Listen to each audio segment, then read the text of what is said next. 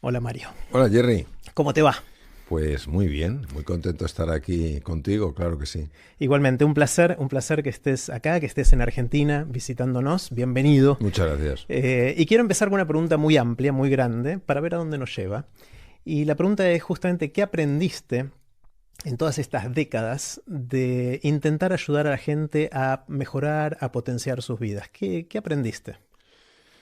Bueno, lo primero que he aprendido es que todo ser humano sufre. ¿Mm? Todo ser humano sufre, sea más o menos consciente de eso, ¿no? Lo segundo que aprendí es hasta qué punto somos reos del miedo.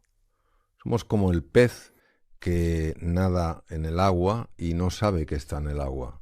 No somos conscientes de hasta qué punto el miedo nos tiene atenazados. El miedo a querer, el miedo a atrevernos, el miedo a no gustar, el miedo a no encajar, el miedo a cometer un error, ¿no? Lo tercero que aprendí es que todos estamos en un viaje del héroe, de la heroína, intentando reencontrarnos con nuestra esencia, con nuestra verdadera naturaleza. En cuarto lugar, aprendí que existe en todos un impulso que de alguna manera es como un susurro, como una suave intuición que nos dice que hay otra forma de vivir. Y aprendí que en la vida está muy bien el papel de buscador, que es peligroso creerse experto, porque en el momento en el que uno se cree experto deja de buscar, pierde su humildad, pierde su interés y su curiosidad, y reconocerse como un buscador, como un estudiante de una materia que le va a durar toda la vida, me parece sumamente inspirador. Entonces, para mí esto es muy importante porque de alguna manera nos conecta a todos. No te puedes sentir superior a ninguna persona, ni tienes por qué sentirte inferior a nadie, sino que somos compañeros de viaje. Que bueno, lo sintetizaste en poquitas oraciones, pero hay mucho contenido y sabiduría en todo lo que dice. Empezaste hablando del sufrimiento y del miedo, ¿no? Y esos son dos temas fuertes de los cuales no hablamos mucho, pero que Mm, nos atraviesan, ¿no? sí, hay dos tipos de miedo. El primer miedo es una reacción, obviamente, para proteger la vida. Ha sido fundamental para que nosotros pues pudiéramos hacer frente a una serie de peligros que bueno que han estado presentes en nuestra evolución como especie. La mayor parte de los miedos son creaciones de la mente humana. Los vivimos como efectos de las circunstancias y no los reconocemos como creaciones. Y esto es fundamental porque cuando uno se reconoce como causa de sus propios miedos, esto le habilita para encontrar un camino y transformar eso. Y el miedo es el miedo que nosotros generamos, no la reacción ante el depredador. El miedo que nosotros generamos es consecuencia de la falta de amor. ¿Mm? Cuando una persona realmente no ama la vida, no ama a los demás, no se ama a sí mismo, a sí misma, en ese momento le está abriendo un espacio al miedo. Ahí es curioso porque durante mucho tiempo uno pensó, o yo pensé, que el opuesto al amor era el odio, hasta que llegué a la conclusión de que el opuesto al amor es el miedo.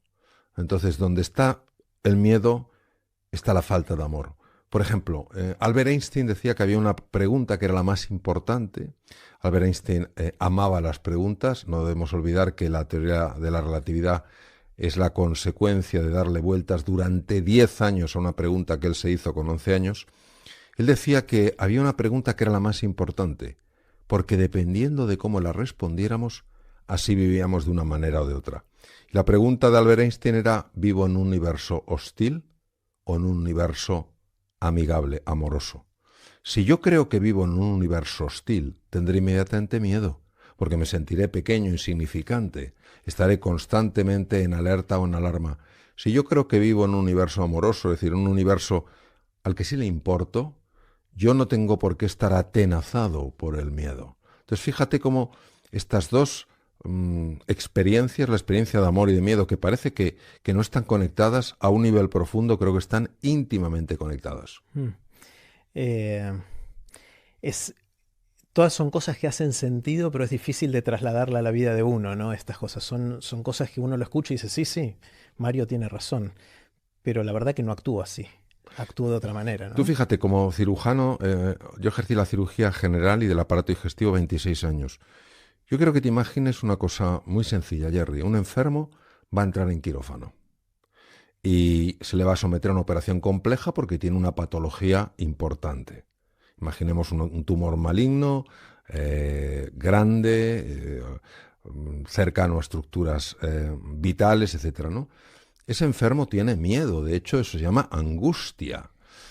Y imagínate que en la puerta del quirófano, antes de que entre y el anestesista le duerma, está ese cirujano, le toma de la mano y le dice, ánimo, estoy aquí, todo va a ir bien.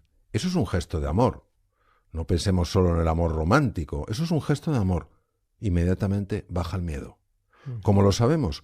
Porque la tensión arterial es más fácil de controlar, porque el sistema inmune funciona mejor. Cuando el miedo está presente, la tensión arterial se dispara y el sistema inmune se desploma. O sea, fíjate qué cosas tan sencillas podemos hacer todos para reducir el miedo de los demás. Cuando alguien se siente querido, valorado, apoyado y acompañado, inmediatamente baja el miedo. Si el miedo más profundo que tiene el ser humano es el miedo a la soledad, ese es el miedo más profundo. Entonces, en el momento en el que tú sabes que a alguien le importas, en ese momento el miedo se desploma. Además, fíjate qué cosa más bonita. Hay una hormona que se llama el cortisol. Yo llevo hablando del cortisol muchos años porque es una hormona que la he tenido que tener muy presente, dado que es la hormona del estrés crónico, ¿no?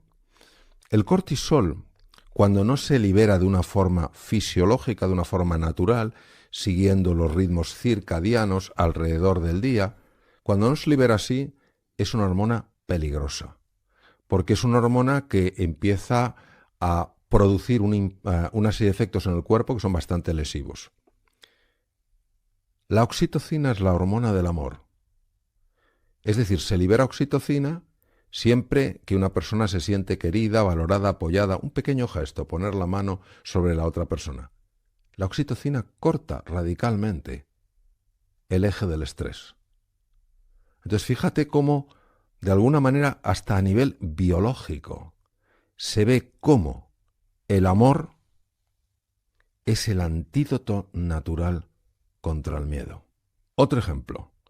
La doctora Elizabeth Kubler-Ross ganó el Premio Nobel de Medicina en el año 2009 por el descubrimiento de una enzima llamada telomerasa que lo que hace es alargar los telómeros. Los telómeros son estructuras en los extremos de los cromosomas y estas estructuras son fundamentales para que el DNA, el ADN que está geométricamente dispuesto de una manera, no cambie su geometría, porque si cambia su geometría la célula no se puede dividir. Esta mujer sabía que las cifras adecuadas de telomerasa son fundamentales para reparar el telómero y que no se haga demasiado cortito, con lo cual la célula no se repararía. Pues se dedicó a buscar hasta qué punto había una relación entre el amor y la longitud de los telómeros. Wow. Entonces ella trabajó y trabaja en el Caltech, Instituto Tecnológico de California, en Pasadena, una institución de prestigio mundial, y buscó mujeres, madres que tenían hijos con discapacidades severas, madres que tenían que hacer frente prácticamente en solitario a la situación tan compleja y los desafíos que planteaban sus hijos. Madres, obviamente, pues que tienen miedo. Miedo porque no saben lo que va a suceder. Miedo porque no saben cuál será el destino de sus hijos. Múltiples miedos. Entonces, estas madres no se conocían. Elizabeth Kubler-Ross las invitó de forma independiente a participar en un estudio. Ella les sacó sangre para medir la cifra de telomerasa y también midió en las células la longitud de los telómeros. Y a pesar de que todas ellas, o muchas de ellas, eran mujeres relativamente o bastante jóvenes, el telómero no correspondía a su edad. Era más corto, es como si estas mujeres fueran mayores. Y las cifras de telomerasa eran más bajas, es decir, la telomerasa no podía reparar el telómero porque había poca telomerasa en la sangre. Entonces a ella se le ocurrió, lo que es la intuición y lo que es la visión, se le ocurrió conectar a estas mujeres, que se conocieran, que pudieran sentirse comprendidas, que pudieran sentirse apoyadas. De hecho, se hicieron muy amigas. ¿De nuevo que estamos hablando? Del amor. Uh-huh. Cuando unos meses después las volvió a visitar y las sacó sangre, los telómeros ya tenían un tamaño normal y las cifras de telómeras eran normales. Entonces yo creo que todos podemos hacer cosas para reducir el miedo de los demás. Y reduciendo el miedo de los demás, reducimos nuestro propio miedo. Fíjate que cuando tú haces algo por una persona, no solo se libera oxitocina en la otra persona, es que se libera oxitocina en ti e incluso en las personas que lo están observando. Por eso el amor es contagioso. Qué bueno, qué bueno. Mencionaste también esta idea del camino del héroe, ¿no? Y de Mm. que estamos buscando algo que no se sabe qué es y que quizás le enfocamos mucho la vida, es mi interpretación, a un destino en lugar de a un trayecto, ¿no? Cuéntame un poquito más de eso. En una ocasión leí una cosa de Marcel Proust, el escritor francés, Ujú. que me llegó muy dentro. Él decía que el verdadero acto del descubrimiento no consistía en salir a buscar nuevas tierras, sino en aprender a ver la vieja tierra con nuevos ojos. Es decir, de alguna manera, nosotros estamos buscando fuera lo que solo se puede encontrar dentro.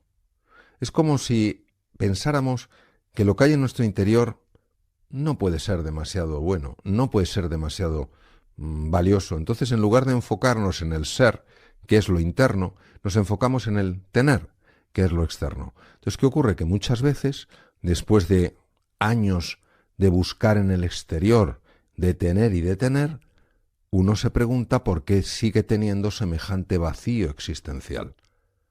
Y es que los vacíos del ser no se pueden rellenar con el tener. Y entonces en ese momento la persona empieza lo que llamamos el viaje del héroe, por supuesto héroe-heroína, hombre-mujer, que le lleva a lo que decía Marcel Proust, a el verdadero descubrimiento, que no es encontrar nuevas tierras, sino en aprender a ver la vieja tierra con nuevos ojos. Por eso es una metáfora tan bonita. Claro, de hecho, mucha gente a lo largo de la vida hace muchas cosas y cuando mira para atrás se da cuenta que terminó haciendo o que todo lo que hizo tuvo que ver con esos sueños de infancia o juegos de infancia. Entonces volver a casa también tiene ese sentido, ¿no? Sí, De volver al hogar. sí. Hay una película, bueno, y estamos en un marco estupendo para hablar de películas, de Orson Welles que se llama Ciudadano Kane. Ciudadano Kane es la historia, empieza con un niño, unas navidades en una cabaña sencilla, la casa de su familia, y esa especie como de objetos que tienen, que los agitas y es como si fuera nieve, ¿no? En un momento en que está nevando, y pone Rosebud.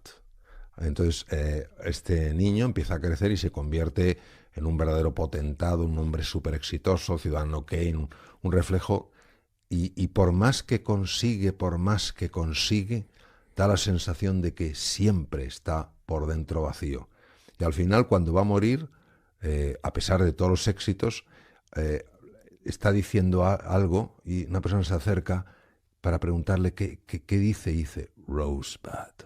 Y ahí termina. Es decir, en el fondo, lo que él añoraba era esa experiencia que había tenido de niño, en el cual de alguna manera aquel sencillo objeto le conectaba con lo profundo, con lo esencial, con la naturaleza. ¿Cuáles son tus objetos de niño? ¿Te acordás? Yo lo que recuerdo es que para mí la vocación de reducir el sufrimiento humano a edad temprana se convirtió en mi misión. ¿A qué edad? Porque suena algo como de adulto esa No, frase. no, a mí me ocurrió en un momento en el que fui consciente del dolor de muchas personas y me pareció que la medicina era el camino natural. Mm. Entonces sigue siendo mi propósito en mi vida, en la vida, sigue siendo mi para qué. Después de 26 años como cirujano y también estudiando estos temas que tienen que ver más con la mente humana, toma un giro y se orienta mucho más a ayudar a las personas a conectar con su esencia. Y en el fondo, conectar con tu esencia es reducir el sufrimiento. No podemos reducir el dolor propio de la naturaleza humana porque tenemos un cuerpo físico y el cuerpo, pues te das un golpe, te haces una herida, lo que sea, ¿no? Pero el sufrimiento lo genera la mente humana y realmente ese sufrimiento sí puede ser evitable. Y por eso se convirtió en un momento determinado en otra dimensión de aquello que para mí era el propósito en la vida. Y es muy curioso porque han pasado ya muchos años, pues cerca de 24, si no recuerdo mal, y es curioso como muchas personas que padecen o han padecido enfermedades o han tenido dolencias, en el momento en el que empiezan a deshacerse de un sufrimiento que era fundamentalmente anímico, te dicen que están mucho mejor físicamente. Y eso es porque todo está conectado, es decir, el ser humano tiene una dimensión física, es incuestionable, tiene una dimensión mental, es incuestionable, y tiene una dimensión espiritual. Están tremendamente entretejidas. Claro, el cuerpo y la mente, más allá de la parte espiritual, pero el cuerpo y la mente fueron una dualidad histórica a lo largo de la historia de la humanidad prácticamente, que nos hizo bastante mal, ¿no? Porque Sí. hasta con el lenguaje la separamos. Sí, fundamentalmente nos tenemos que ir al padre de la filosofía racionalista, ¿no? El famoso Descartes, ¿no? En el siglo XVII. Hay que entender el momento en el que este hombre estaba. Este hombre era un científico, pero claro, no era fácil, por ejemplo, hacer algo que a él le interesaba, que eran autopsias. Porque claro, estaba la parte espiritual en un momento religioso muy complicado, luchas entre católicos, protestantes, en fin, una violencia lamentable. Entonces, él tuvo que separar muy bien las dos partes. Entonces, hablaba de la res cogitans, ahí entraba pues todo lo que era lo anímico, el pensamiento, y la res extensa, que es lo que se puede medir porque tiene una extensión, y ahí entraba el cuerpo. Como él sabía, lógicamente, que eso era totalmente artificial, los conectó en un punto que es absolutamente increíble. Los conectó en una glándula que parece que es insignificante, se llama la epífisis, detrás del mesencéfalo, en la cara posterior del mesencéfalo, y ahí dijo que estaba el alma. Ahí estaba como el punto de conexión, ¿no?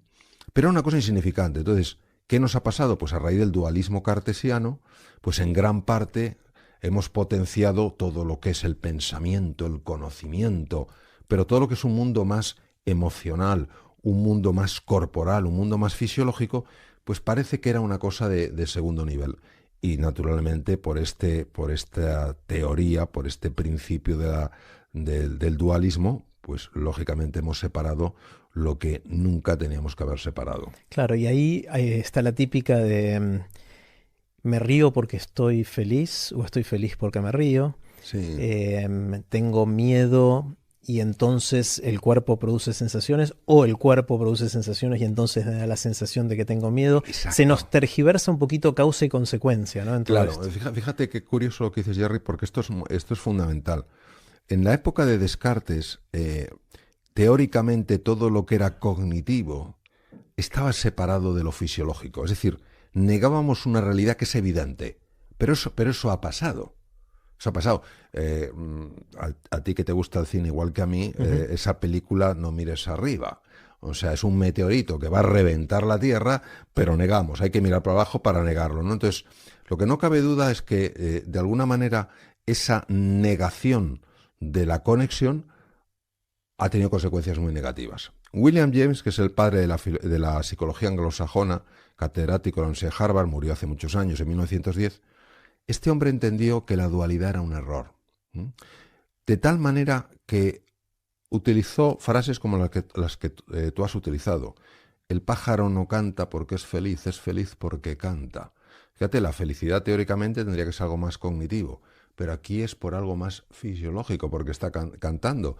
Dijo, atrévete a pesar de tu miedo y te sentirás valiente. El atreverse tiene que ver con la acción, tiene que ver con la res extensa, con el cuerpo, y sin embargo, mentalmente te sientes más valiente, ¿no? Entonces, yo creo que hoy en día, sobre todo a raíz de los estudios del profesor Antonio Damasio, ha quedado claro que este es un principio que puede servirnos para entender las cosas, pero no puede servirnos para pensar que la realidad está construida de esta manera. Claro. Entiendo que tu objetivo es ayudar a la gente a descubrir estas cosas y a mejorar sus vidas. Uno lo puede hacer dando conferencias, escribiendo libros y... ¿La gente cambia así? Sí. Esa es una pregunta que yo me hice cuando me planteé dar el salto, dejar la cirugía después de 26 años. Y me planteé varias cosas. Y la principal fue, yo en la cirugía he visto sin duda cambios muy importantes. Una persona te viene con un tumor en el colon, le quitas el tumor y en la mayor parte de los casos la persona está curada. O por lo menos, si no está curada, alargas la vida. Y en algo que tiene que ver con la palabra, realmente se producirán cambios. Y para mí era una pregunta cuya contestación no tenía. Ya llevo 24 años y puedo asegurar, pero vamos, no sabes de qué manera, que claro que las personas cambian, porque te lo dicen. Aquello me cambió radicalmente la vida. Fíjate, en una ocasión me pidieron moderar una mesa en la cual había un psiquiatra, había un psicólogo muy conocido, había un filósofo y había un magnífico cirujano cardíaco. De hecho, era el cirujano cardíaco que había hecho el primer trasplante de corazón artificial en un determinado lugar. Había operado a un prematuro de un problema de corazón. O sea, era un fuera de serie. Y de repente se nos acercó un señor y me vino a dar las gracias. Me dice, vengo a darle las gracias. Y digo, ¿por qué? Dice, porque yo pesaba... Era un señor de una estatura muy corta, ¿no? Dice, yo pesaba 150 kilos. Y el cirujano cardíaco dice, imposible. Porque era un señor de estatura muy corta y se le veía delgadito. Digo, ¿de verdad? Y dice, sí, he traído las fotos. Y nos enseñó las fotos y claro, era un señor que estaba hinchado como un balón de reglamento. Digo, ¿pero esto cómo ha sido? Dice, no, yo me he operado. O sea, esto es con dietas súper difíciles. Me he operado, pero yo tomé la decisión a raíz de una conferencia suya que escuché. Wow. Entonces, ahí hay un cambio, o sea, todo el mérito lo tiene esa persona, pero esa persona llevaba padeciendo los riesgos extremos de la obesidad mórbida, que es en sí una enfermedad, y de repente hizo clac. También me ha ocurrido personas, pues el día pasado estuve en una isla preciosa, que es Tenerife, dando una conferencia, y me contaba una persona, se acercó, que había tenido una caída de caballo, había tenido un problema neurológico severo y que ciertas cosas en relación a lo que tenemos las personas en nuestro interior le estaba realmente ayudando.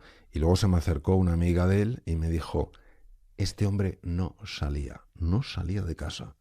Y a raíz de escuchar este tipo de cosas, que en el fondo, repito, si lo importante no es lo que digo yo, lo importante es lo que la gente tiene. Yo soy un humilde despertador que quiero hacer despertar eso. Dice, ya, es que sale y no sabe eso lo que le está ayudando. Entonces, naturalmente que las personas cambian.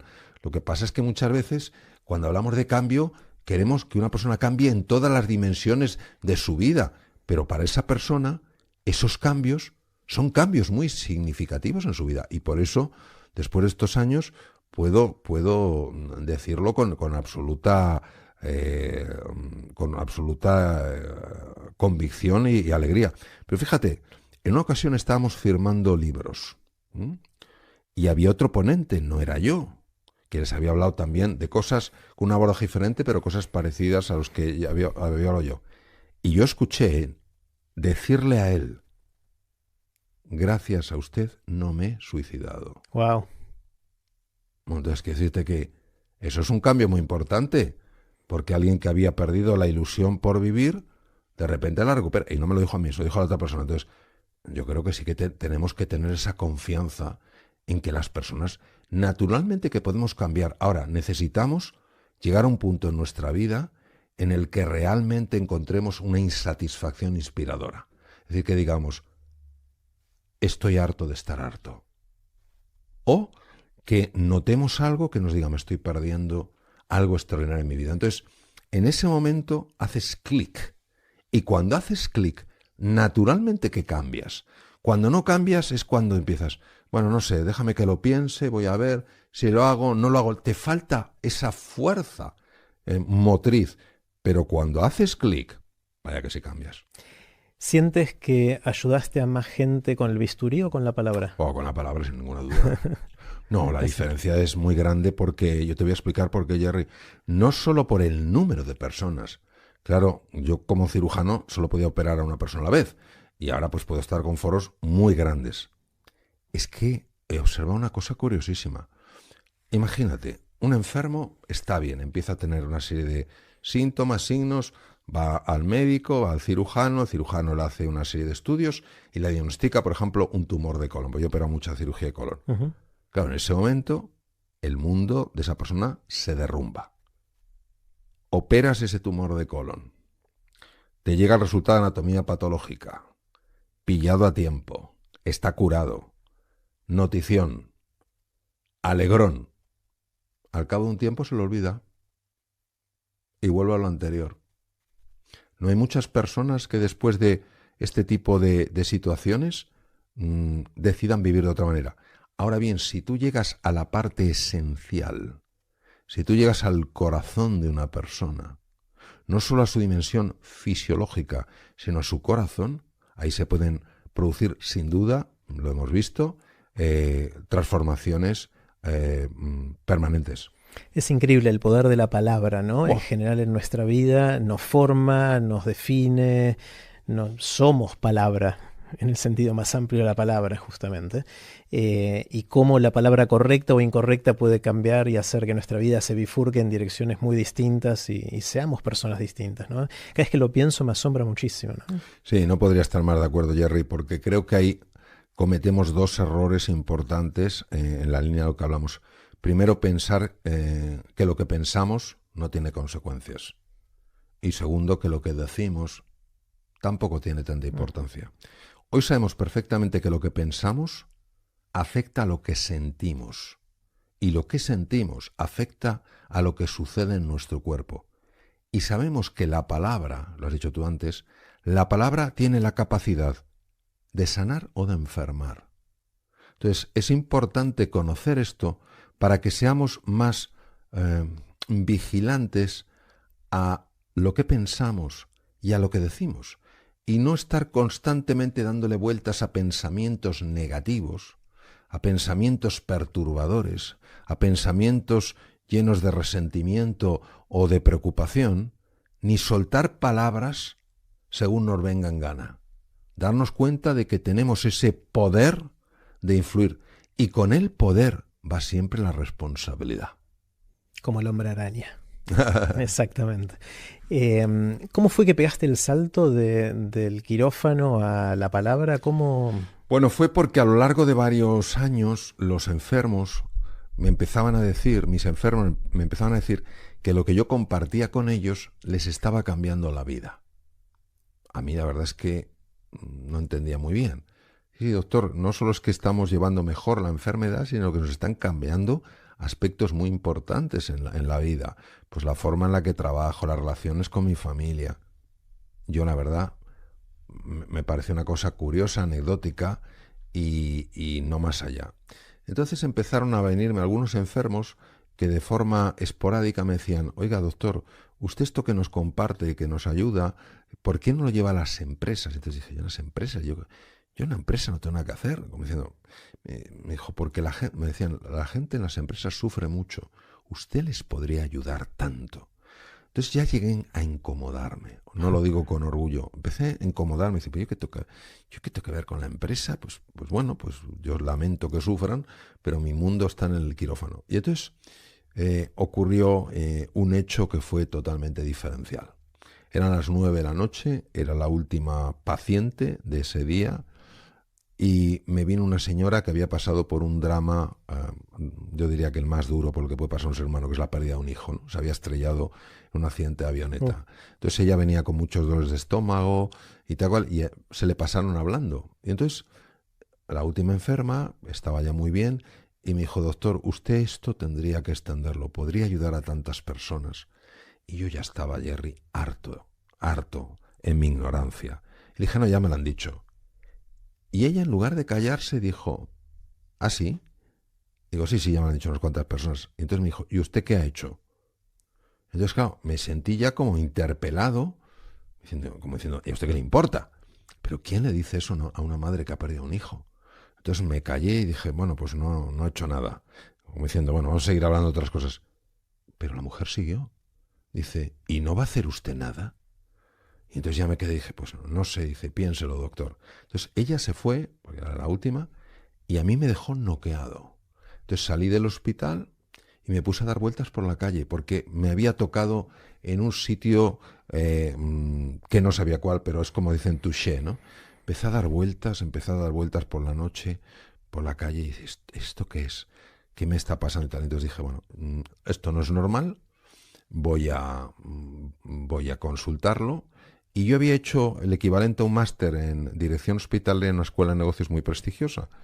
Y era mi único contacto con una empresa, más allá de lo que es un hospital.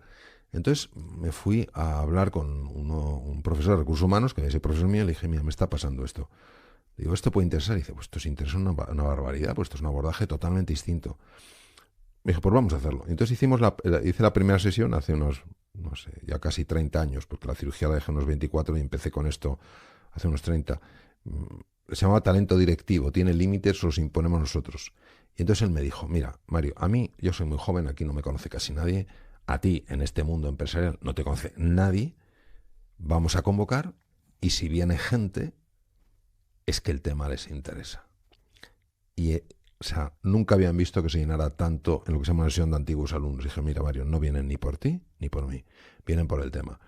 Y entonces, ¿qué pasó? Pues que uno que estaba allí le impactó, me invitó a un evento, había un periodista de la CNN, tal cual, y aquello fue creciendo, hasta que llegó un punto en que yo vi que no era compatible seguir con la cirugía, sobre todo yo tenía muchísima cirugía, y seguir profundizando en esto, esto me pide muchísimo investigación, estudio, reflexión, viajar, etcétera, y tomé el paso más difícil de mi vida, y el paso más difícil que era dejar la cirugía. Que es interesante porque es distinto a lo que me dijiste antes de que hace falta estar harto de estar harto. Sí.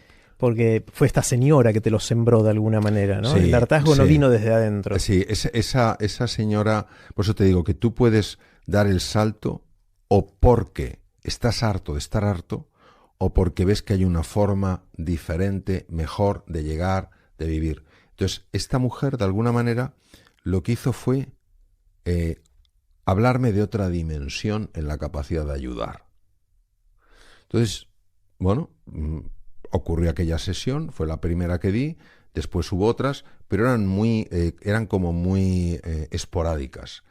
Hasta que, claro, que yo fui creciendo, porque empecé como hace unos 30 años, lo de esta señora fue hace unos 30 años, estuve como 6 años pues dando cosas esporádicas, pero viendo el impacto que esas cosas iba teniendo y lo que me iba pasando a mí. Entonces en ese momento pues fue cuando a mí me gustaba mucho la cirugía, cuando tomé ese paso, ¿no? de dar el salto, ¿no? Mientras que cuando hacías cirugía, estabas haciendo algo que está enmarcado dentro de la ciencia más tradicional, Sí. ciencias de la salud. Cuando haces la transición a trabajar con la palabra y con la parte más blanda del ser humano, Ajá. digamos, la integración total Sí. y todo eso, entras en un lugar donde a lo largo del tiempo ha habido muchas corrientes, Sí. algunas científicas, otras no tanto, ¿no? Entonces hay mucho charlatán, mucha gente que inclusive se aprovecha de términos científicos y aplican pseudociencia para tratar de acercar gente a prácticas que no necesariamente están validadas o quizás ni siquiera son buenas. Sí. ¿Cómo es algo que te preocupa? ¿Cómo lo vives? Bueno, lo que dices es así, porque la ciencia tiene un gran prestigio. Entonces, todo lo que se apoye en la ciencia va a ser, en principio, aceptado con bastante agrado. Y esto hemos de reconocerlo. De hecho, hay una corriente filosófica que se llama el cientismo o cientificismo, es lo mismo, que apoyándose en la ciencia, presenta su ideología como si fuera incuestionable. Pero no es ciencia. Entonces, lo que dices es así. Esa es una de las razones por las cuales cuando yo me he separado de lo que es la ciencia, pues no sé, por ejemplo, estudiando con maestros Zen o cosas de ese tipo que aprende, siempre he buscado conectarlo con la ciencia. Es decir, me he preguntado, ¿hay algún laboratorio en el mundo, algún centro de investigación que esté explorando qué pasa en el cerebro cuando una persona hace meditación Zen? Y me he ido a ese sitio. O, por ejemplo, cuando he estudiado temas de mindfulness, que no es la meditación Zen, está cercana, pero es diferente. Hay alguien que realmente haya estudiado científicamente esto. Y esto no lo hago realmente para que me lo validen. Es que yo necesito validarlo. Claro. Si yo tengo una mentalidad muy científica, entonces hasta que no me queda claro que no va en contra de la ciencia, es decir, que no es... Una cosa es que la ciencia no llegue y otra cosa es que vaya en contra de la ciencia. Entonces, que la ciencia no llegue, pues claro, lógicamente hace 20 años la ciencia no llegaba a donde llega ahora, Pero cuando tú ves que va en contra de la ciencia, a mí eso me produce como una especie de repelús, ¿no? De cierta reacción alérgica, ¿no? Y por eso siempre he buscado conectarlo. Y realmente hay científicos de primera talla en el mundo que lo han estudiado. Por ejemplo, personas de la talla de David Bohm, de Niels Bohr, de Albert Einstein, científicos de talla incuestionable, hablaban del plano metafísico. Ujú. Uno de mis profesores, Richard Davidson, es catedrático de Psicología y Psiquiatría en la Universidad de Wisconsin y es la persona que más experiencia tiene en el mundo en estudiar el impacto en el cerebro de los estados de meditación. Entonces, yo creo que hay que tener esa disposición a conectar los campos. Es decir, ni quedarse solo en la ciencia y solo lo que ha descubierto la ciencia es lo que es real. No, lo que ha descubierto la ciencia es lo que ha descubierto la ciencia. Ni cualquier cosa que se me pase por la cabeza, me lo cuente quien me lo cuente, tengo que aceptarla como tal. Entonces, esa búsqueda de la conexión para mí ha sido una cosa muy necesaria toda la vida, pero repito, no ya para que me dé credibilidad, sino para que tenga credibilidad ante mí. Luego, lógicamente, eso de rebote te da credibilidad, porque yo, por ejemplo, hablo a muchos médicos, hablo a científicos, hablo a ingenieros, hablo a físicos, gente, pues lógicamente, muy aterrizados, y puedo sostener lo que digo. Pero no lo he estudiado para sostenerlo, lo he estudiado para que yo me abriera a que eso era cierto. Claro. A mí lo que me preocupa mucho es que justamente como la gente siente miedo, como decíamos al principio, la gente sufre, como decías al principio, a veces tienen un grado de desesperación tan Sí, grande de acuerdo. que apenas ven algo que luce como Sí. su salvación mágica, van corriendo atrás de Sí, eso. sí. Entonces hay ciertas cosas, ciertos proxies que fui encontrando. Por ejemplo, si algo que tiene que ver con sentirnos bien tiene la palabra cuántico en el medio, a mí me da escozor.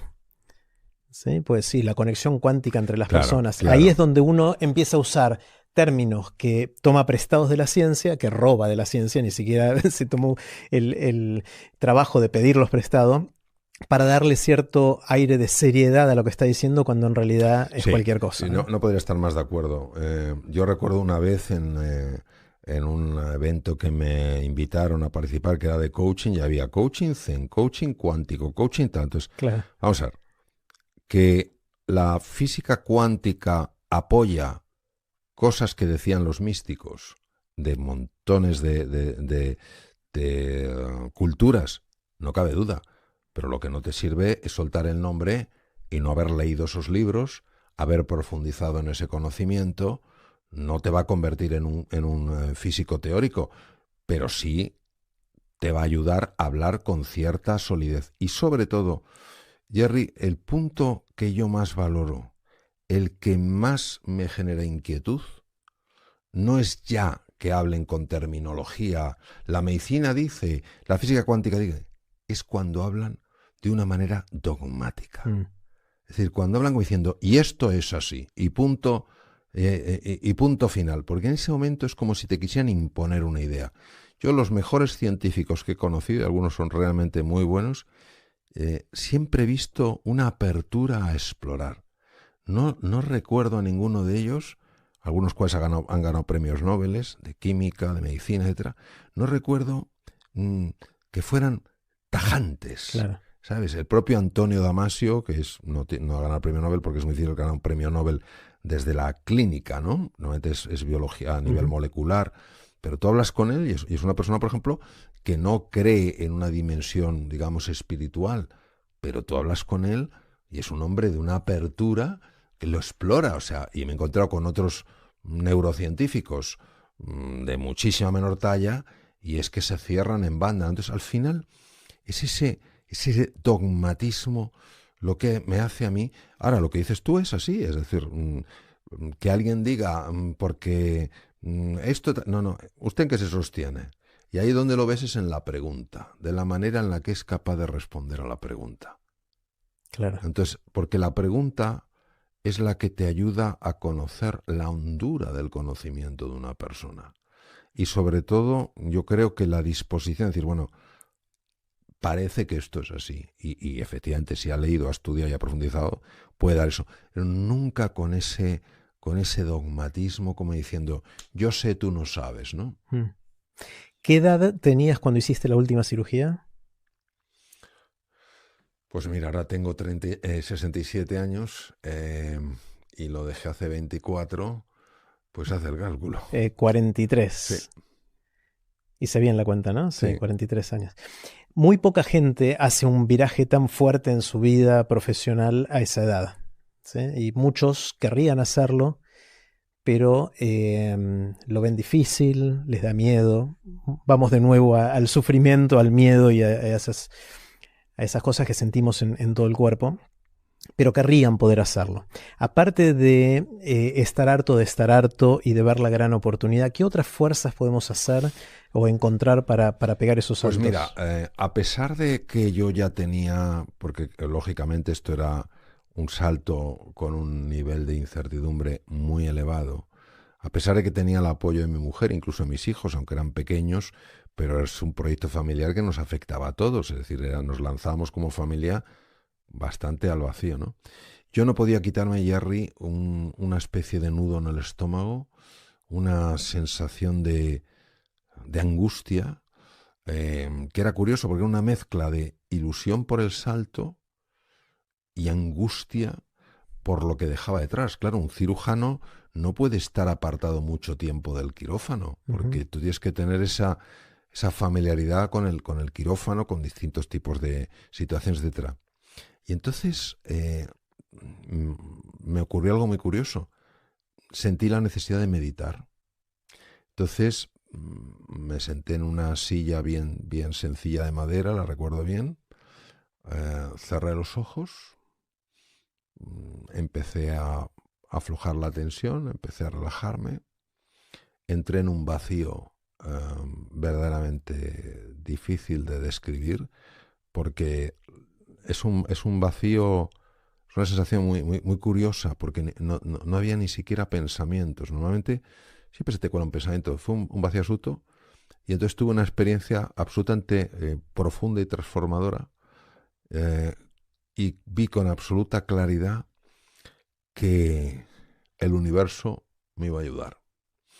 Cuando yo abrí los ojos, yo había visto la hora a la que empezaba. La sensación que tuve es que habían pasado 10 minutos, habían pasado 4 horas. Wow. Y lo que más me llamó la atención fue que yo había entrado en ese estado de meditación con una enorme tensión, con una enorme angustia. La decisión estaba tomada, pero es como el que está decidido a tirarse en paracaídas, sí o sí, pero está que le tiemblan hasta las pestañas, ¿no? Y es que cuando salí de la meditación, tenía una paz interior, tenía una alegría, tenía una confianza de tal nivel que dije, ¿qué me ha pasado? Que he entrado de una manera y salgo de otra. Pero una de las cosas que más me llamó la atención fue la sensación de que el cuerpo me pesaba menos, Mm. como si fuera más liviano.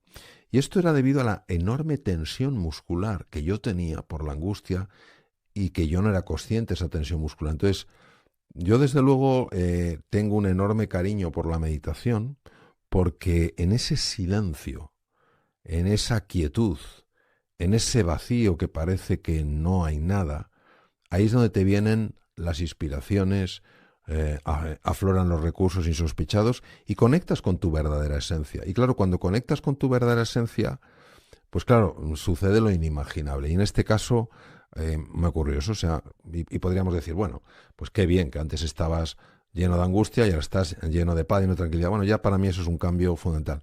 Pero es que lo interesante es lo que empezó a pasarme a partir de ese día. A partir de ese día empezaron a ocurrirme una serie de cosas absolutamente sorprendentes. Personas que se acordaban de mí y me habían visto hace un año y medio y que de repente me pedían que les diera una conferencia en su empresa. Digo, pero ¿cómo es posible? No sé, me ha venido tu imagen a la cabeza y no sé qué. Y empezó a pasarme cosas y dije, esto no puede ser una coincidencia. Por eso,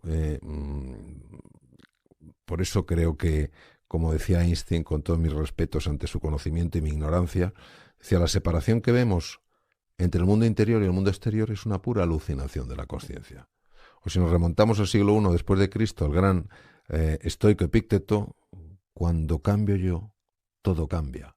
porque no veo el mundo que es, veo el mundo que soy. Ujú. Entonces, yo creo que eso a mí me ha ayudado mucho en la vida. Y sientes que es una forma de, para otros también? O sea, es a través de la meditación, Por la supuesto, por introspección. supuesto. Mira, la meditación ha sido estudiada desde hace 5.000 años. No empezó con el budismo, empezó en la India. Y la meditación surge del reconocimiento de que nuestra mente está agitada y que esta agitación mental no es nada buena para la persona. Mm. Genera malas decisiones, enfrentamientos, pobre salud, etc. Pero no se sabía muy bien cómo calmarla. 2500 años atrás, el hijo de los reyes de Sakya, Gautama Siddhartha, sabe esto porque él había leído los textos. En aquella época, aunque él nació cerca de Nepal, en Sakya, pero eso era la India. Entonces, sabía de estos textos, los conocía, pero nadie había encontrado un sistema realmente para calmar la mente. Primero él se va con los brahmanes, que eran los grandes eruditos, los grandes sabios, que castigaban el cuerpo. Él empezó a castigar el cuerpo, un poco siguiendo lo que en la Grecia de aquella época Platón llamaba la cárcel del alma al cuerpo, y de hecho casi llega a morir el propio Buda, ¿no? Hasta que descubrió cómo se calmaba la mente. Y esto no es una religión, esto es para todo el mundo. Tengas una religión, no la tengas, seas ateo, agnóstico, creyente, es igual. Entonces, ese silencio, esa quietud, produce cambios muy profundos en la persona. Hace unos años, por pura casualidad, se descubrieron dos redes neuronales que son totalmente distintas. Una se llama la red neuronal por defecto, es la red de la distracción. Si te das cuenta, Jerry, siempre estamos o en el pasado o en el futuro, pero difícil estar en el presente. Y se descubrió una red que se activa cuando estás en el presente, se llama la red ejecutiva central. La red neuronal por defecto está asociada a la enfermedad y a la infelicidad, mientras que la red ejecutiva central está asociada a mejora la salud, mejora el funcionamiento, en la compresión de datos, en la toma de decisiones y mejora en las relaciones. ¿Qué quiere decir? Quiere decir que tenemos que aprender a encontrar momentos de quietud, momentos de paz, momentos de serenidad, en un mundo tan ruidoso, en un mundo donde parece que no tenemos tiempo para nada, y en un mundo en el que parece que pararse es perder el tiempo. Cuando hace 30 años, algo más de 30 años, el profesor Herbert Benson, que era un cardiólogo muy afamado de la Universidad de Harvard, empezó a estudiar la quietud y su impacto en el corazón, y empezó a publicar los resultados, y dijeron, pero bueno, esto es una ayuda extraordinaria, ¿no? Luego, cuando John Kabat-Zinn, hace 30 años, en la Universidad de Massachusetts, empezó a enseñar a muchos enfermos desahuciados a llevar quietud a sus vidas, y tuvo la genialidad de hacer registros médicos y empezó a demostrar mejoras en las enfermedades, mejoras en el estado de ansiedad, pues claro, ya empezaron a tomárselo muy en serio. Claro, llevan más de 30 años con investigaciones en algunos de los centros más prestigiosos del mundo, y que hemos visto que la quietud, el aquietamiento mental, la paz interior, es que es bueno para todo. Mm. Aparte de escribir y dar conferencias, también haces talleres donde la gente trabaja, y me imagino algo. ¿En qué consiste un taller? Bueno, la diferencia fundamental, Mario? sí, la diferencia fundamental entre una conferencia y un taller es que en la conferencia tú das una información con la ilusión de que esa información llegue al corazón de las personas, tomen una serie de ideas y las apliquen en su vida. El taller, al tener una mayor duración y tener una preparación diferente, no es que no comentes unas ideas o compares unas ideas, es que hay espacio para una interacción mayor. Y esa interacción mayor, pues muchas veces permite que afloren más cosas.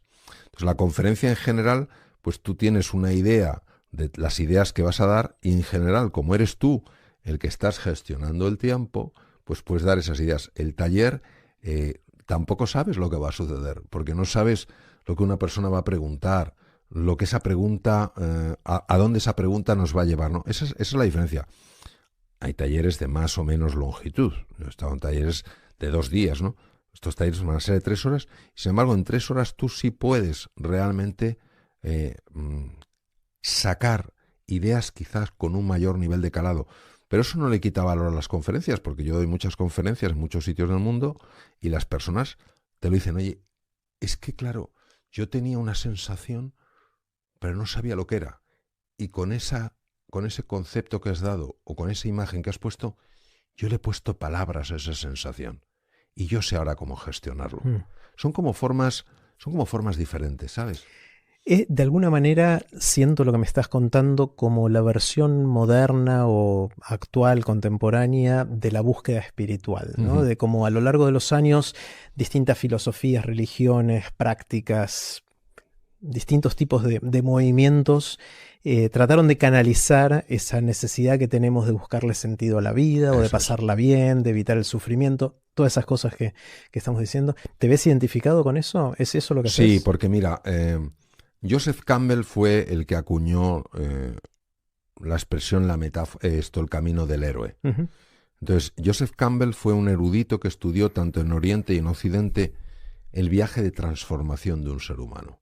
Y que lo vemos reflejado en la Guerra de las Galaxias, en Crónicas de Narnia, en montones de cosas, ¿no? Y todo, evidentemente, tiene una connotación espiritual. Es un viaje espiritual. Espiritual que hay que ser muy cauto a la hora de explicarlo. Es decir, porque hay muchas personas que ante lo espiritual les generan una reacción tremenda porque ya están pensando en una religión organizada. Una religión madura basada en el amor es espiritual. Pero hay una persona que puede ser enormemente espiritual y no seguir ninguna práctica religiosa. La dimensión espiritual quiere decir la dimensión de conexión con tu verdadera esencia, con tu ser, con lo que te conecta con los demás, con lo que te conecta con la vida, con lo que te conecta con el universo. Entonces, todos, lo sepamos o no, estamos en un viaje espiritual.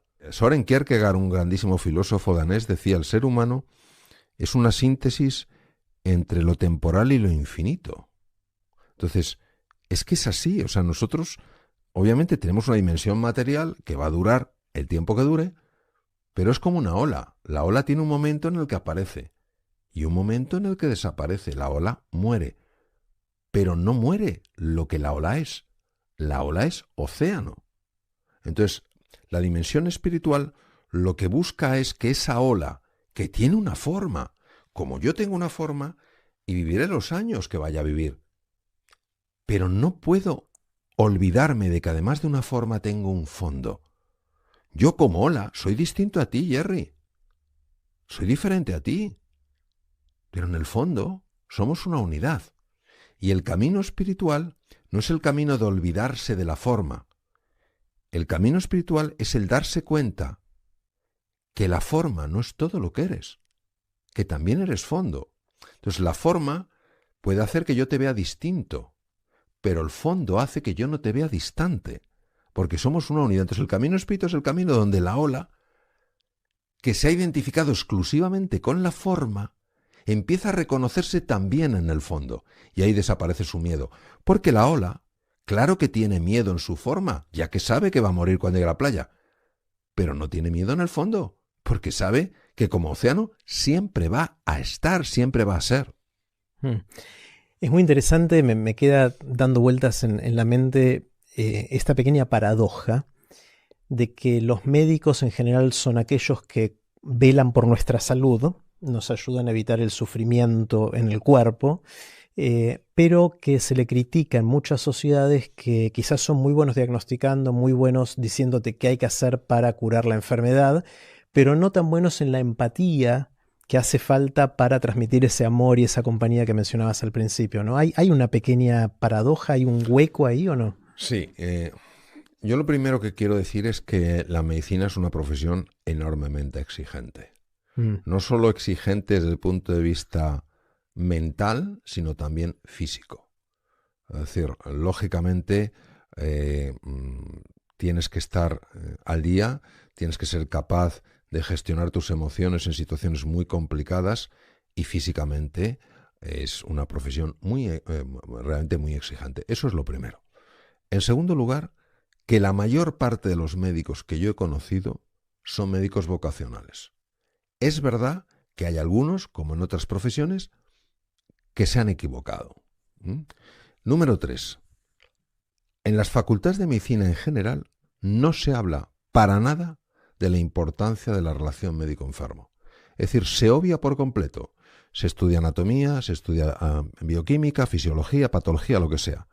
¿Qué pasa? Que el médico no tiene formación en humanidades. Las tiene que aprender sobre la marcha. No se habla de la importancia de la empatía en la salud. No se habla de la importancia de la empatía en la recuperación, en la reducción del miedo. Con lo cual, o eres una persona que por H o por B tienes ese interés, o puede faltarte eso. Lo cual no quiere decir que eso excluya de la responsabilidad de aprenderlo, pero no podemos señalarles como culpables. Y luego pasa una cosa también muy importante con los médicos, que a mí me recuerda la metáfora de Nouwen, el sanador herido. Es decir, ¿cuántos médicos he conocido yo a los que se les recuerda constantemente que tienen que estar al tanto de todo lo nuevo en medicina, que tienen que ser empáticos, lo cual es verdad, y nadie se ocupa de ellos? Nadie se ocupa de su bienestar. Nadie se ocupa de si realmente se encuentran bien o no. Yo te voy a poner un ejemplo. Uno de los mejores hospitales del mundo daba por hecho que todos sus médicos estaban bien. Estoy hablando de un hospital cuyo nivel de exigencia es máximo, porque son los mejores del mundo. Van personas de montones de países para que les traten de cosas muy complejas. Una vez a este hospital se le ocurrió preguntarse si sus médicos, si sus sanadores estaban bien. Y el 60% contestó de tal manera que encajaban en lo que se llama un burnout, personas quemadas. Nadie se había interesado antes de eso. ¿Y qué hicieron? Esto no puede ser. Entonces empezaron a establecer unas formas y unos procedimientos para poderles cuidar también a ellos. Entonces yo creo que, por supuesto que sí, un profesional de la salud siempre tiene que ser cercano, siempre tiene que ser empático, también es humano, también hay que ocuparse de él. No sé cómo será en España. Aquí en Argentina, cuando uno se recibe de médico, entra a hacer las residencias. Lo que se llaman las residencias, donde pasa por distintos años, 3, 4, 5 años, depende de la especialización, etcétera. Y a veces trabajan 72 horas seguidas. Sí. Yo no quiero que me atienda un médico que hace 72 horas que no va a su casa, no descansa, no desconecta. Claro. Nunca entendí esa lógica. No, es que no es lógica. Mira, hace muchos años, yo entonces estaba trabajando en Estados Unidos y me enteré, yo estaba en Boston, en Nueva York, en un hospital en Nueva York, llegó una niña jovencita, o sea, una cría, con un fiebrón, y la atendió un interno. El interno es una persona que acaba la carrera de medicina y está durante un año rotando en el hospital, o sea, ya es un médico. Y este interno no pudo hacer el diagnóstico. La niña tenía una hipertermia maligna, es una forma muy rara de enfermedad, difícil de diagnosticar, pero bueno, el interno no lo pudo ver. El interno llevaba 3 días de guardia. Entonces el padre era un periodista conocido y el padre denunció al hospital. Y el hospital dijo que no, que lo que hacía falta era que ese chico llevaba 3 días de guardia porque así tiene más experiencia. Era mentira. Era para no contratar a más médicos. Era para no cambiar las estructuras. Entonces el padre no denunció a este chico, que estaba como un zombie. Denunció al hospital. Y entonces a partir de ese momento se prohibió en los Estados Unidos que los hospitales pudieran tener de guardia todos esos días, porque no pensemos que estas guardias son, no, me echo 4 horitas, 5 horitas. En un hospital de estos es que no paras. A lo mejor duermes 1 hora, duermes 2 horas, pero claro, y todo lo que tienes que atenderlo con un nivel de foco tremendo. Entonces, son una serie de tontunas que a veces cuentan para intentar disimular una realidad. Entonces, claro, los profesionales de la salud, en general, en la mayoría, en la inmensa mayoría, son personas que quieren hacer las cosas bien porque son conscientes de la importancia de su labor. Yo no digo que haya la típica persona siesa, antipática y tal. Por supuesto que sí, pues mira, se ha equivocado desde mi punto de vista. Pero muchas veces lo que tiene es un nivel de desgaste. Mira, hace poco, yo voy a hacer una cosa para médicos próximamente en España. Una mujer jefa de servicio, es lo máximo que hay en un hospital universitario, una de las mejores especialistas que hay en España en su campo, totalmente vocacional,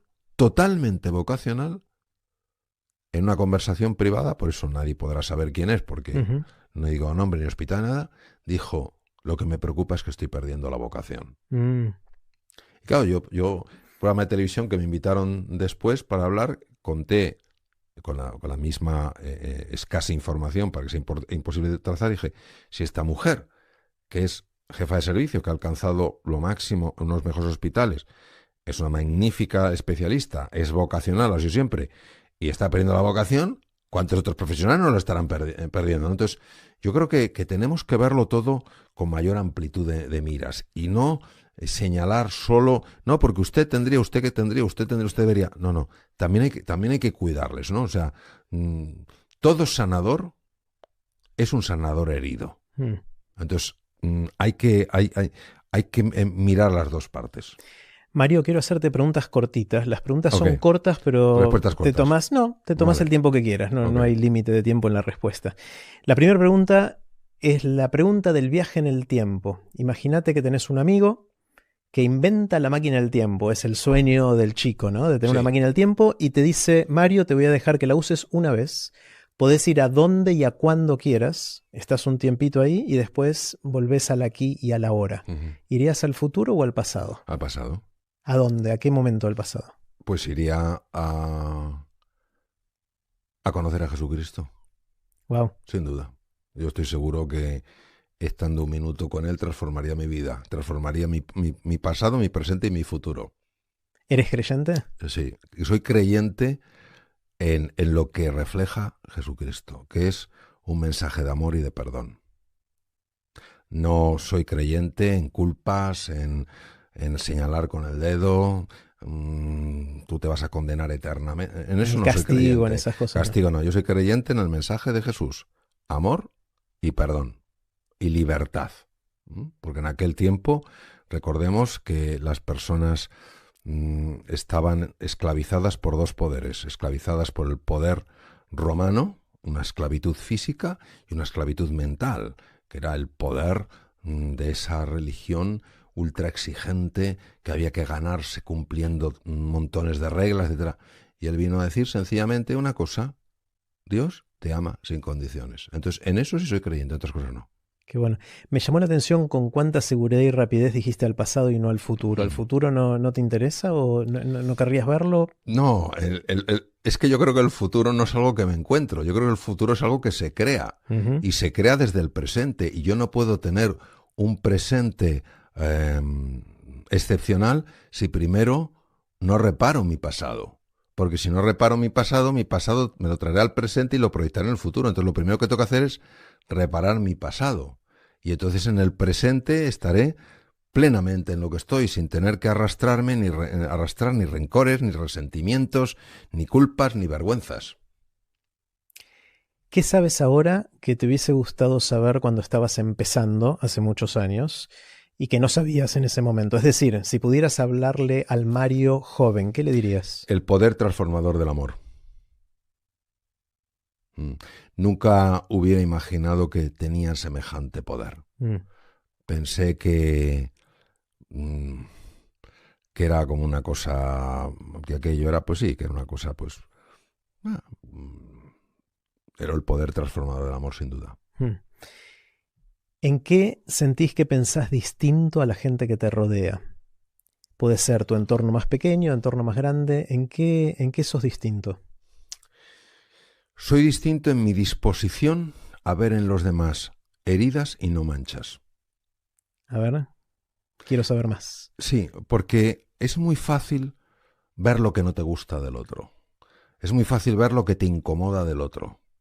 Es muy fácil criticar al otro porque no es como debería ser. Y es menos fácil ver que detrás de ciertas conductas hay heridas profundas. Entonces, si yo sé que hay una herida, yo buscaré ser un sanador. De una forma más o menos efectiva, buscaré ser un sanador. Si veo que es una mancha, lo intentaré apartar. Entonces, es sobre todo lo que ha cambiado en mí es la disposición a ver de una forma diferente. Qué bueno. ¿Qué es lo que te asombra? ¿Qué te sorprende? ¿Qué es lo que ves y decís, wow, no lo puedo creer?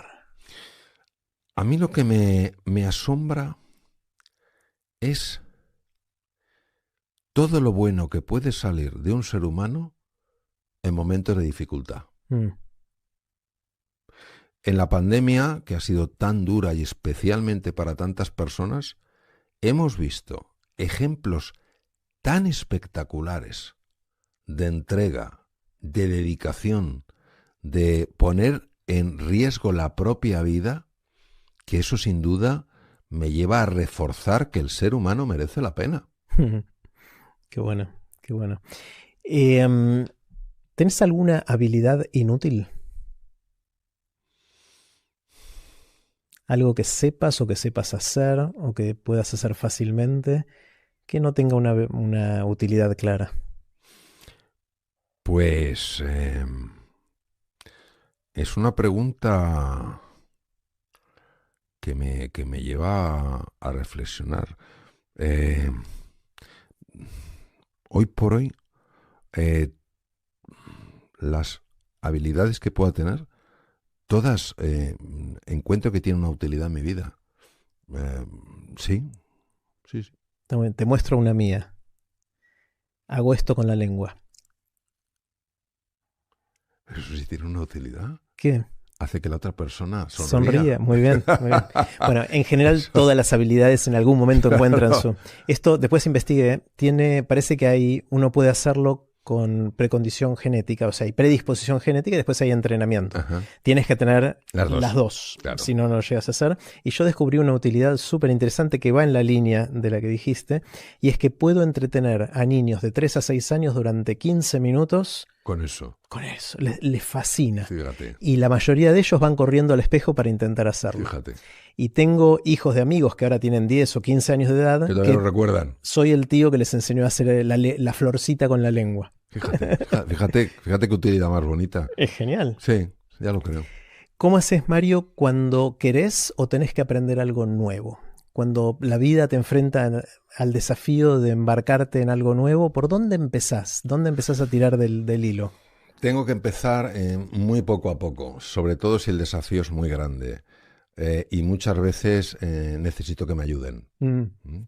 Por ejemplo, uno de mis grandes desafíos ha sido durante la pandemia llevar el mundo de las conferencias mm, al tema digital. O sea, yo había rechazado completamente antes de la pandemia toda invitación a un congreso online. En aquella época se hacían poquísimos. Ahora estamos acostumbrados al Zoom, al Teams y todo eso, pero en aquella época ni el tato, ¿sabes? Y cuando me di cuenta de que esto, bueno, rápidamente nos dimos cuenta de que esto era una cosa bastante seria, me refiero a la pandemia, ujú, la necesidad era de empezar a reinventarme desde el punto de vista online. Y no tenía esa facilidad, ni me era nada cómodo dar una conferencia mirando una cámara, cuando a mí lo que me gusta es ver la cara a las claro. personas y conectar. Entonces, pues fui poco a poco. Cuando en la universidad me ofrecían, pues, formar parte del primer grupo de profesores para empezar a ver cómo se podía dar una clase online, pues había algunos profesores que habían dicho que no querían apuntarse y a todas me apunté y dije, pero voy a necesitar ayuda. Entonces, y luego también pues dejarme ayudar por gente más joven que se manejaba mucho mejor en el mundo digital, intentando tener lo mejor, lo más apartado posible a mi ego.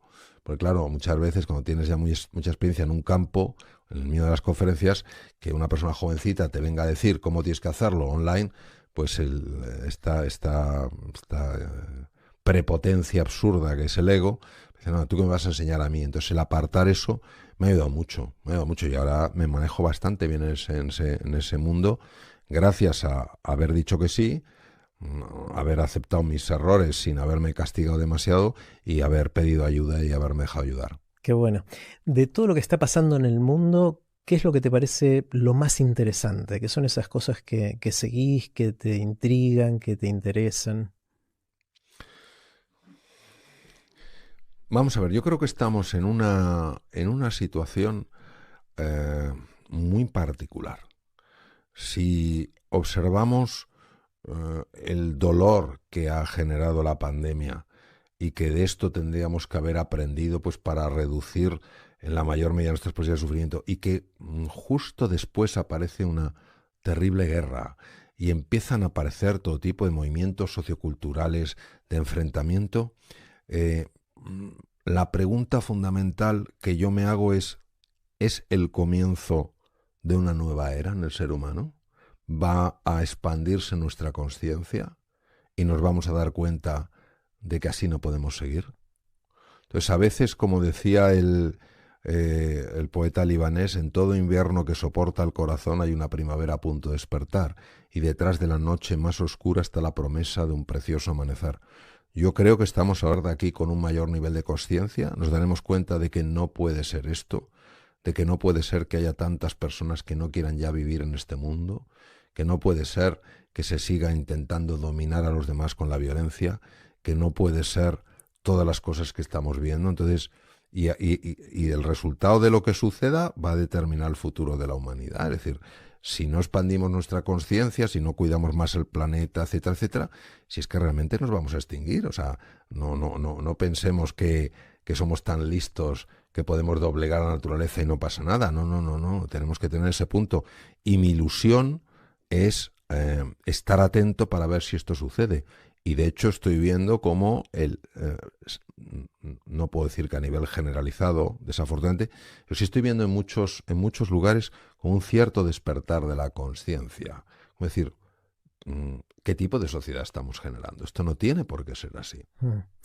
Me gusta la visión optimista. También está el otro lado, que esos sectores son bastante pequeños y la mayoría de los seres humanos no tenemos ese nivel de conciencia y estamos atrapados en las redes sociales, en la tecnología, y ahora viene la inteligencia artificial, que no sabemos qué rol va a jugar en todo esto y dónde dibujamos los límites éticos de qué puede hacer y qué no, en qué nos va a reemplazar y dónde vamos a seguir sintiéndonos útiles de alguna manera. ¿Eso te preocupa también o no? Sí, pero vamos a ver, Jerry, nadie puede negar que estos niveles de incertidumbre y estos cambios tan disruptivos producen una conmoción individual y colectiva. Eso no lo podemos negar.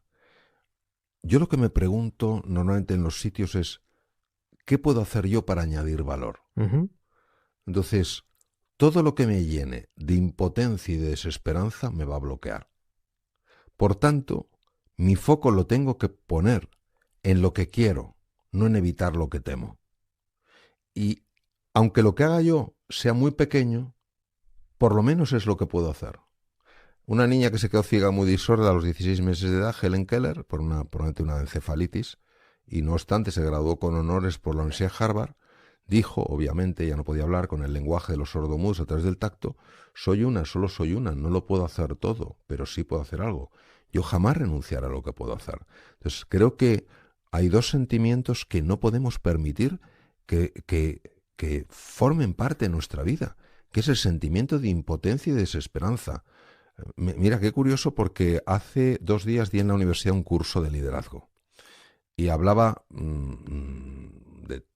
pues eso, de tomar el protagonismo. Entonces una persona, un directivo, dijo: sí, pero yo por más que quiera no puedo acabar con el hambre en el mundo. Y le dije: esa es la trampa, que como no puedes resolverlo todo, no quieres resolver nada.